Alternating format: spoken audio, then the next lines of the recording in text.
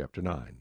Then indeed, even the first covenant had ordinances of divine service, and the earthly sanctuary. For a tabernacle was prepared, the first part, in which was the lampstand, the table, and the showbread, which is called the sanctuary. And behind the second veil, the part of the tabernacle which is called the holiest of all, which had the golden censer and the ark of the covenant overlaid on all sides with gold, in which were the golden pot that had the manna, Aaron's rod that budded, and the tablets of the covenant. And above it were the cherubim of glory overshadowing the mercy seat. Of these things we cannot now speak in detail. Now when these things had been thus prepared, the priests always went into the first part of the tabernacle, performing the services. But into the second part the high priest went alone, once a year, not without blood, which he offered for himself and for the people's sins, committed in ignorance. The Holy Spirit indicated this, that the way into the holiest of all was not yet made manifest,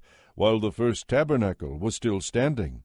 It was symbolic for the present time in which both gifts and sacrifices are offered, which cannot make him who performed the service perfect in regard to the conscience, concerned only with foods and drinks, various washings, and fleshly ordinances imposed until the time of Reformation. But Christ came as high priest of the good things to come, with the greater and more perfect tabernacle, not made with hands, that is, not of this creation. Not with the blood of goats and calves, but with his own blood he entered the most holy place, once for all, having obtained eternal redemption. For if the blood of bulls and goats, and the ashes of a heifer, sprinkling the unclean, sanctifies for the purifying of the flesh, how much more shall the blood of Christ, who through the eternal Spirit offered himself without spot to God, cleanse your conscience from dead works to serve the living God. And for this reason he is the mediator of the new covenant,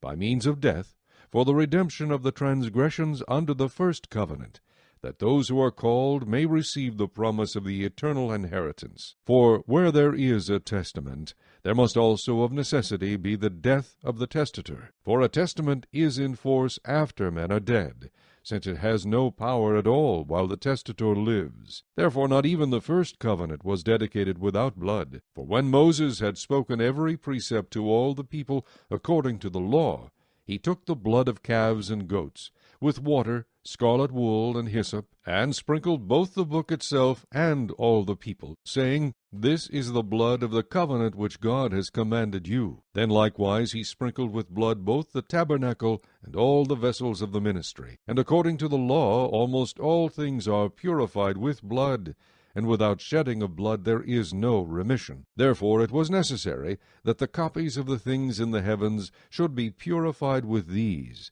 but the heavenly things themselves with better sacrifices than these. For Christ has not entered the holy places made with hands, which are copies of the true, but into heaven itself, now to appear in the presence of God for us. Not that he should offer himself often, as the high priest enters the most holy place every year with blood of another. He then would have had to suffer often since the foundation of the world.